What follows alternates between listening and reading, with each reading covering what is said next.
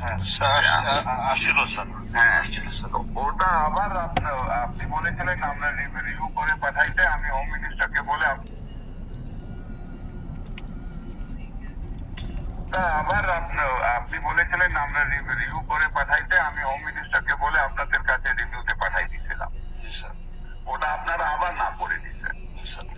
আপনারা করেছেন না অন দ্য গ্রাউন্ড দ্যাট এটার কোনো পলিসি নাই এটার ব্যাপারে। ওটা তো আপনাদের দেখার ব্যাপার না।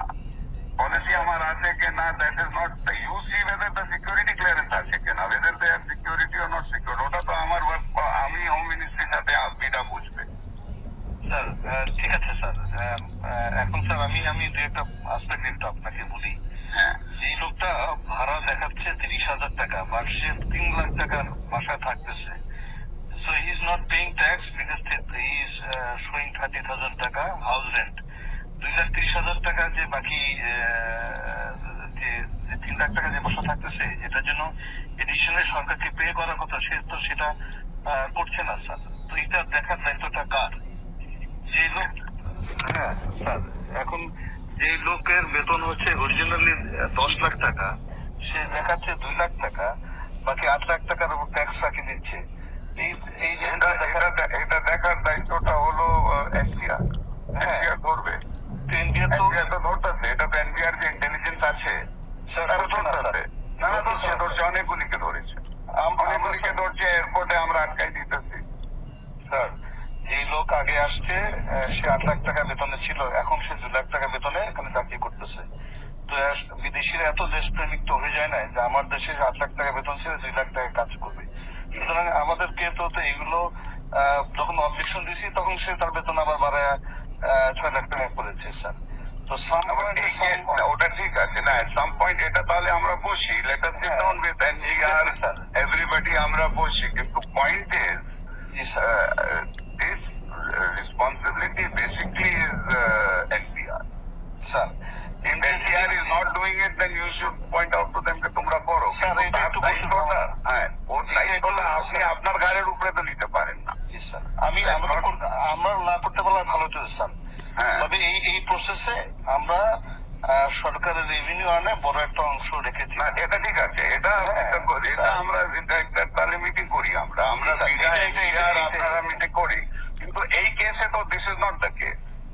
এই কেসে স্যার একটা কোম্পানি যখন একটা লোক আনে তখন তার একটা বেতন ধরে যে তার এত টাকা বেতন, এত টাকা ইউজ করবে, এইটা যদি আবার থার্ড পার্টিকে দিয়ে দেয়, তাহলে এটাকে বিজে একটা পলিসিতে আমাদের দিয়ে দিক যে না ইচ্ছা করলে সে আমি 2,000 টাকা লং টাইম। হ্যাঁ, আপনি তো আমাকে সিকিউরিটি ক্লিয়ারেন্স দিবেন জুবের স্যার। আপনি এখন যদি পলিসি ম্যাটারে যদি NSI is going to say you have to NSI policy to me, then it is going to be very difficult. NSI Salman F রহমানের ফাঁস গোমর টেলিফোন, ভারতীয় লোকের 10 লাখ টাকা স্যালারি, 10 লাখ টাকা স্যালারি। হ্যাঁ, আর এই খানকির বলা সালমান এফ রহমান দরবেশ বাবা মাগির বোতর মার সাউয়ার মধ্যে দিয়া আন্ডা থেরাপি দেওয়া, আন্ডা থেরাপি নাইলে কারেন্টের গাড়ির প্লাগ দিয়া শর্ট দেওয়াও, গাড়ির প্লাগ দিয়া ওর শর্ট দেওয়াও, সোনার মাথার মধ্যে ওর গাড়ির প্লাগ দিয়া শর্ট দেওয়াও, তাইলে সব তথ্য বাইরেইব কি করছে। হ্যাঁ, সালমান এফ রহমান আইনমন্ত্রী, এনএসআই যা যা আছে সব দিয়া থেরাপি দিও, থেরাপি ছাড়া সত্য কথা বেরিয়েব না। সব ক্ষতি করতেছে সরকারের এরা, এনএসআই মিলাইয়া সবাই মিলাইয়া হুমকাইতেছে ধমকাইতেছে। এই অফিসাররাও ধরো সব তথ্য বেরিয়ে যাবে, এই অফিসাররা ধরলে সব, এনএসআইরা ধরলে সব তথ্য বেরিয়ে যাব। এই যে কথা কইতেছে এর কণ্ঠস্বর ধরো সব বাইরে যাব।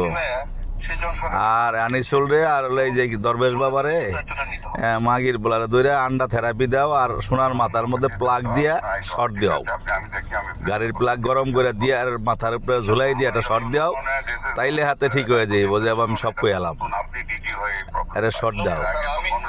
আমি 2009 সাল থেকে এই প্রতিষ্ঠানে আছি, I work as director external, এবং যারা এরকম ট্যাক্সের ফাঁকি দিচ্ছে এই বিষয়গুলো সবগুলো আমরা এইভাবে করে ধরেছি, এবং আমরা যখন অবজেকশন দিয়েছি ওরা আবার বেতন বাড়ায়, যেটা লিগাল যে পায়, যে বাড়ি ভাড়া যা 3 লাখ টাকা দিয়ে করতেছে সে তখন 3 লাখ টাকা মানে ওটার উপর সরকারকে ট্যাক্স দিয়েছে স্যার।